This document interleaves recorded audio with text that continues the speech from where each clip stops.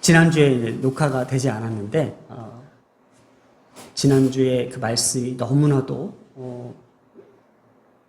귀하고 또 그 말씀이 얼마나 우리의 삶을 바꿔놓을 수 있는지에 대해서 잠시 제가 한 주간 동안 경험했던 내용을 좀 나누려고 합니다. 지난주에 말씀이 다윗이 언약궤를 예루살렘으로 옮기는 과정 속에서 큰 사고가 벌어집니다. 그래서 잠시 오벳 에돔 집에 그 언약궤를 석 달 동안 안치하고 그 가정과 그 집과 그의 소유에 복을 내리셨다라는 내용으로 마무리했습니다. 그래서 이걸 표면적으로 보았을 때에 오벳 에돔 집에 하나님의 말씀의 궤인 언약궤가 안치됨으로 머물러 있으므로 그 집에 그다음에 그 소유물에 복을 주셨다고 하니까는 너무 이 말씀이 좋은 거예요. 그래서 제가 한 주간 동안 이 말씀을 가지고 계속 묵상하면서 하나님, 우리 가정 안에 하나님의 말씀의 궤가 임하도록, 그리고 우리의 가정과 우리의 소유물, 우리가 소유물을 뭐라 했죠? 우리의 자녀들에게 복을 내려달라고 기도하는 중에 제가 석 달 동안 작심하고 이거를 좀 한번 해보자. 하나님의 말씀의 궤가 들어온 거에 대해서 깊이 묵상해보자 해서 기도를 하기 시작합니다. 그런데 말입니다. 기도하는 중에 놀라운 일들이 일어나기 시작합니다. 하나님의 말씀의 궤를 우리 가정 안에 들어왔다고 상상을 하면서 기도하기 시작했습니다. 그랬더니 그 말씀이 우리 가정을 비추면서 그정 안에 있었던 모든 것들을 다 드러나게 하시면서 회개가 시작되었습니다. 내 온몸을 찢듯이 갈기듯이 기도하기 시작하고 그 말씀의 궤가 가정 안으로 들어오는 순간 정말 어떻게 할지 못한 정도로 기도가 폭발적으로 나오기 시작합니다. 그때부터 내 삶이 다시 한번 뒤집어지기 시작합니다. 무엇일까? 하나님의 궤가 우리 가정간에 들어와서 복을 주셨대라고 하는 이 본문만 가지고 그렇게 흥분하고 좋아했던 내 자신이 부끄럽습니다. 하나님의 말씀의 궤가 이 오벳 에돔에 들어왔다는 건 뭘까요? 그 가정을 하나님께서 새롭게 하셨다는 겁니다. 그 말씀의 궤가 하나님의 임재의 상징이었습니다. 하나님이 그 가정을 새롭게 하셨다는 겁니다. 그 가정을 변화시켰다는 겁니다. 그러기에 복에 대한 관점보다 더 중요한 것은 그 가정 안에 하나님의 말씀의 궤가 임했느냐 임하지 않느냐가 더 중요하다고 생각했습니다. 이렇게 지금 언약궤에 대해서 성경은 계속 이야기하고 있습니다. 언약궤가 갖고 있는 그 상징적 의미가 지금 언약궤는 이스라엘의 출애굽하여 광야 생활을 할 때에 이스라엘 자손들에게 주의하고 인도하며 그들로 거룩한 삶을 살도록 거룩한 민족이 되도록 하나님께서 이끄셨던 겁니다. 그게 그 언약궤의 상징적 의미였습니다. 그러나 이스라엘 백성들은 그 언약궤를 어떻게 여기고 있었어요? 그저 이 언약궤로 말미암아 전쟁에 승리할 수 있다라는 그런 성공적 의미만 갖고 있었던 거예요. 진정 하나님께서 그 언약궤를 이스라엘 백성들에게 두었던 건 뭐예요? 그들의 삶을 더욱더 거룩한 백성으로, 거룩한 민족으로 여기시기 위한 하나님의 뜻이었다는 거예요. 그래서 이 언약궤는 계속해서 이스라엘을 따르게 합니다. 이는 하나님께서 친히 이스라엘을 이끌어 가나안 땅에 정착하도록 하나님께서 그 언약궤를 보호하셨고 인도하여 주셨습니다. 그리하여 출애굽 이후에 이스라엘의 과업인 하나님께서 이스라엘에게 주셨던 가장 큰 숙제였죠. 바로 가나안 정복 전쟁에 끝까지 하나님께서 이 언약궤를 통해서 바로 승리케 하여 주셨다는 거예요. 그래서 그 언약궤가 가나안 전쟁 때에 실로의 성막에 안치되었습니다. 이렇게 전쟁이 있을 때마다 이스라엘의 진영과 함께 이스라엘을 보호했다라는 개념으로서 이스라엘 백성들에게는 이렇게 상징적 개념이 더 뚜렷해 있었습니다. 왜냐? 자신의 삶에 승리를 가져다 주었다는 것. 오늘날 우리의 기독교도요, 하나님을 잘 믿으면, 하나님의 일을 열심히 하면, 또 하나님 앞에 충성하면은 하나님께서 복 주시겠지 하는 복의 개념보다도 더 깊은 상징적 의미는 어디 있다고요? 우리의 가정과 삶을 다시 한번 들여다볼 수 있게 하고 회복하게 하며 새롭게 하며 거룩하게 하는 그 목적이 있다는 것을 우리가 더 깊이 알아야 된다는 거예요. 그래서 지난 우리 13장에서는요, 다윗이 언약궤를 이송하는 그 과정 속에서 발생한 그 사건 이후에 그러면 3석 달 동안 에벳 에돔의 집에 머물다가 그리고 예루살렘으로 무사히 가는 그 장면이 역대기상 15장에 기록됐는데 오늘 이 14장의 내용은 뜬금없이 또 이렇게 또 삽입된 내용이 하나 있어요. 그게 바로 블레셋과의 전쟁에 대한 내용이에요. 이렇게 성경이 자꾸 이렇게 연대기적 순서로 이렇게 진행하기보다도 그때마다 테마를 가지고 그때마다 하나님께서 주시고 하는 그 메시지를 가지고 이렇게 순서를 바꿔 나가시나라는 생각도 한번 해보는데 이거는 지금 역대기서를 읽는 1차 독자였던 바벨론 포로 시대 때의 그 백성들에게는 중요한 메시지인 것 같아요. 그래서 13장에서 다윗과 이스라엘 백성들이 하나님께 묻지 않고 자신들의 멋대로 새 수레에다가 송아지를 끌고 언약궤를 끌고 가는 과정, 율법을 어겼던 것, 하나님의 뜻대로 하지 않았던 거에 대한 잘못을 지적하고 있는 거고, 오늘 또한 이러한 다윗에게 아직까지도 가나안을 완전히 정복하지 못한 미완성 상태인 이 국가적 업무에 대해서 하나님께서는 다시 다윗을 통하여 이것을 바로 잡아 가시는 그 과정에 있어요. 그때 다윗은 어떻게 했을까? 하나님께 묻고 또 물으면서 지금 가나안에 아직 남겨져 있는 그 블레셋과의 그 전쟁을 마무리하는 단계에 이르렀다는 겁니다. 자, 그래서 오늘 말씀 14장은 우리가 함께 살펴볼 겁니다. 그래서 한번 8절부터 한번 보겠습니다.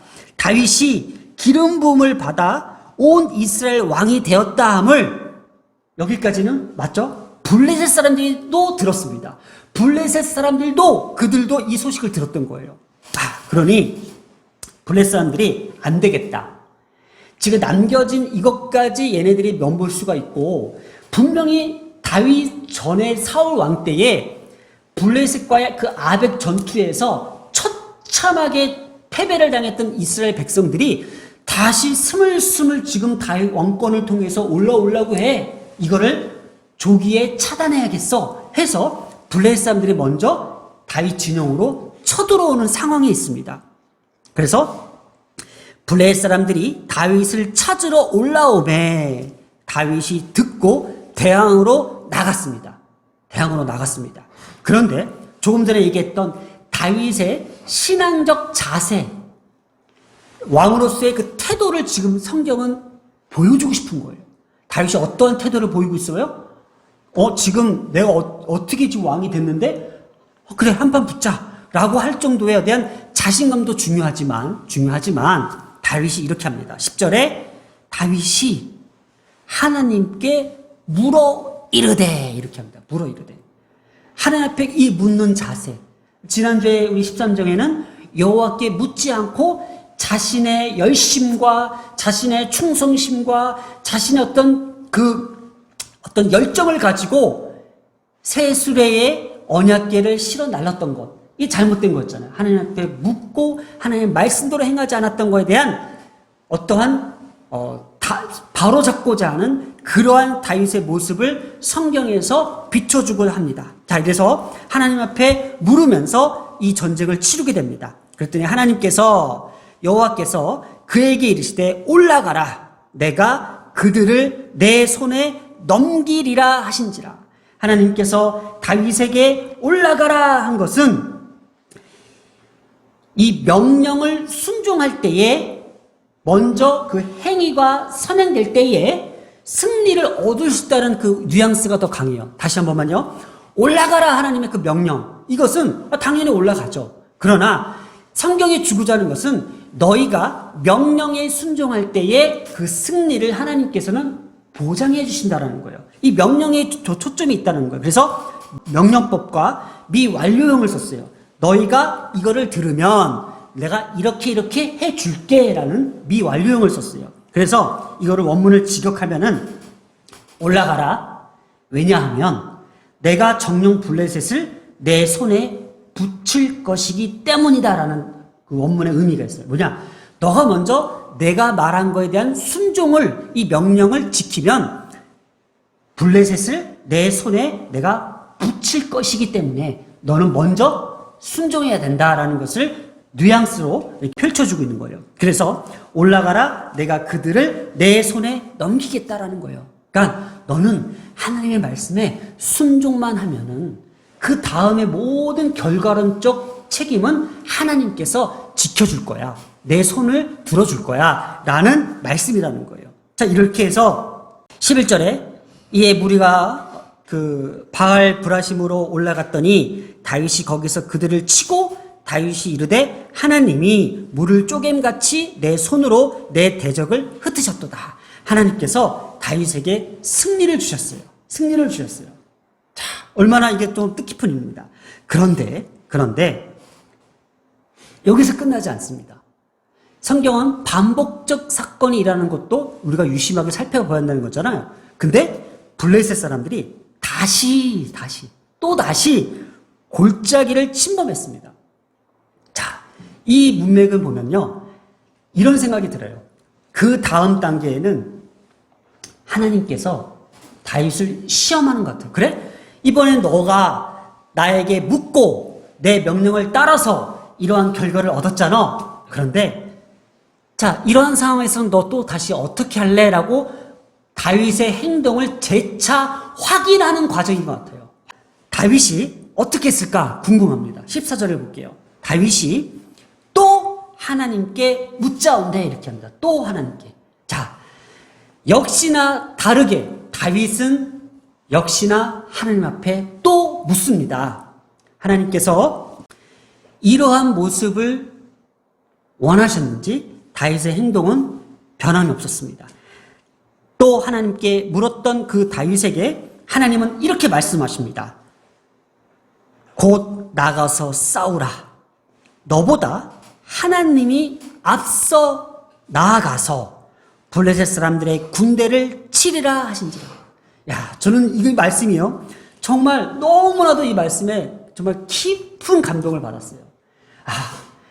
하나님께서는요, 이미 우리가 어떻게 할 건지, 어떠한 상황에 처할 건지를 다 알고 계시고 먼저 앞서 나가서 그 일들을 해결해 주십니다. 그러나 하나님께서는 우리에게 원하시는 삶이 있습니다. 우리에게 원하시는 그 신앙적 자세를 보고 계신다는 거예요. 우리의 성공과 실패의 가장 큰 저거는 신앙적 자세에 있어요. 왜냐? 오늘 보세요. 하나님께서 먼저 앞서 나아가서 우리의 모든 일들을 처리해 주세요. 왜냐? 이스라엘 백성이니까, 다윗이니까. 지금 오늘 이 말씀에서 주고자 하는 가장 키포인트는 다윗의 신앙적 그 자세만을 하나님께서 보고자 또 물으셨습니다. 또 다윗은 대답했습니다. 그러나 다윗은 또 다시 그 모습이 흐트러지지 않았던 거예요.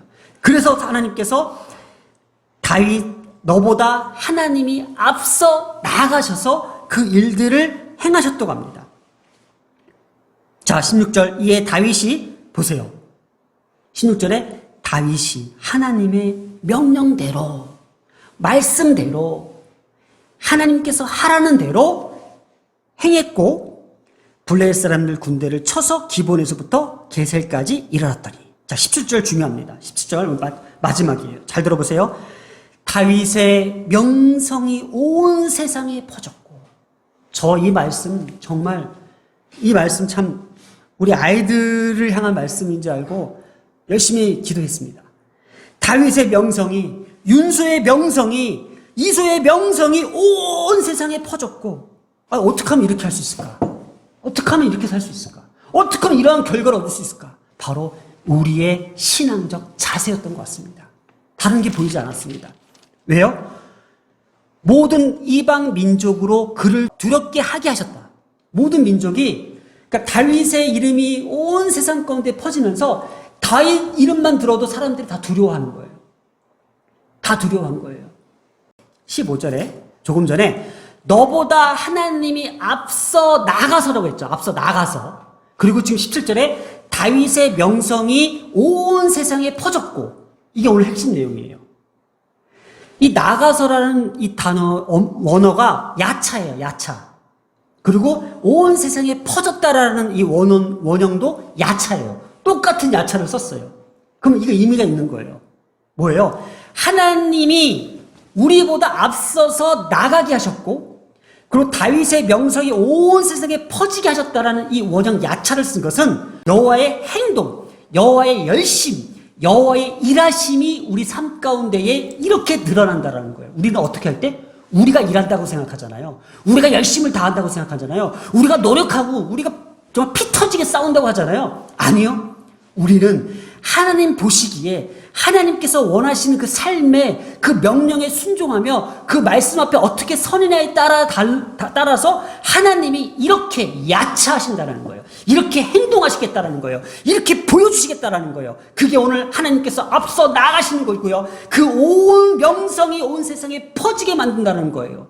이게 오늘 이 말씀에 담겨진 핵심입니다. 또 한 가지 있어요. 또 한 가지. 이게 하나만 있는 게 아니더라고요. 17절에 뭐예요? 그를 두려워하게 하셨대요. 두려워하게 하셨다. 이 하셨다라는 이 동사 나탄, 동일하게 쓰인 단어가 오늘 또 있습니다. 바로 10절이었어요. 바로 그들을 내 손에 넘기리라 할 때에 동사 나탄을 썼어요. 그러면 하나님께서 이 전쟁에 있어서 내 손에서 넘기게 하시고 그리고 두렵게 하신다라는 이 나탄의 동사는 바로 여호와께서 우리 삶 가운데에 개입하셔서 직접 나서서 승리로 이끌어내신다라는 거예요. 여러분, 이게 정말 너무나도 이 중요한 게 지금 이 다윗의 이름이 온 땅에 퍼져 나가게 할 수 있었던 것은 여호와께서 다윗보다 앞서서 나가셨기 때문에 블레셋의 침입으로 승리를 얻을 수 있다는 거잖아요. 이렇게 전쟁의 승리를 좌우하는 이 분도 여호와시고 또 인간의 마음을 주관하셔서 그들을 두렵게 하시는 것까지도 하나님께서 지금 개입하신다라는 거예요. 여호와께서 적들의 마음을 두렵게 하실 때에 승리케 하신다라는 이 나탄이라는 동사를 보면서 지금 이 말씀 하나하나가 하나님께서 직접 인간의 마음까지도 움직여 가시면서 개입하셔 가면서 하나님께서는 어떻게 해서라도 그 승리를 이끌어 가시는구나라는 이 말씀의 본문의 핵심, 지금 1차 독자들이 이것을 보았을 때에 어떠한 마음속에 무장을 할 수 있었을까? 그래, 지금 눈앞에 보여지는 무너진 예루살렘 성벽, 어찌할 거. 그러나 이 본문을 주시면서 너희들이 하나님의 말씀에 순종하고 너희들의 그 신앙적 삶의 자세와 그 태도가 나를 향하고 있을 때에 내가 직접 내 손으로 행동을 계시할 것이며 내가 직접 개입해서 승리로 이끌어낼 것이다. 그러니 이 성벽은 너희들이 시멘트 사다가 벽돌 얹어서 다시 세워진다고 세워지는 게 아니야. 이 무너진 이 성벽을 바라보는 그 이스라엘 백성들에게 다시 한번 하나님의 회복과 하나님의 그 주권적 간섭과 통치를 통해서 이스라엘의 주인 되심을 지금 드러낼 때, 그때 당시에 왕이었던 다윗도 하나님 앞에 묻고 또 물었던 그 모습을 보면서 지금 자신들의 처지는 뭐예요? 그때 왕이었던 다윗도 그랬는데 우리조차도 지금 어떻게 해야 돼요? 당연히 하나님 앞에 엎드리며 경배하며 더 낮은 마음으로 하나님을 섬기려는 그 의지와 그 자세를 하나님께서 보이시고자 하는 겁니다. 우리는 우리의 삶의 신앙적 자세와 태도가 바로 잡혔을 때 이것을 퍼뜨리게 만드시고 이걸 나아가게 하시는 여호와의 행동에 있다라는 거예요. 하나님의 행하심에 있다라는 거예요. 오늘 이 메시지를 좀 기억했으면 좋겠습니다. 다윗의 명성이 온 세상에 퍼졌고 그를 두려워하게 하셨습니다. 오늘날 우리가 이 세상 가운데 우리 자녀들이 이 세상에서 당당하게 살아가게끔 하시는 것, 세상이 두려워할 것입니다. 세상이 우리의 이름을 두려워할 것입니다. 세상이 우리의 자녀들의 모든 그 길들을 두려워할 것입니다. 그러니 우리는 어떻게 해요? 하나님 앞에 잘 갖춰진 신앙을 유지하면서 하나님께서 우리를 어떠하게 이끄시는지를 잘 살펴보았으면 좋겠습니다. 기도하겠습니다. 하나님, 오늘도 이 시간 우리가 겸손하게 더 낮은 마음으로 주님 앞에 묻습니다. 내 태도에 대해서, 내 신앙적 자세에 대해서 문제는 없었는지, 하나님께서 앞으로의 내 모든 인생의 길에 하나님께서 먼저 행동하시고 개입하셔서 그것들을 이루어 나가주실 것을 하나님 우리는 알고 있습니다. 그러니 하나님과의 그 긴밀한 관계, 이 밀접한 관계를 잘 유지하는 데에 더 힘써 애쓰며 기도하는 우리 모두가 되게 하여 주시옵소서. 이 모든 말씀 우리 주 예수님의 이름으로 기도드렸습니다. 아멘.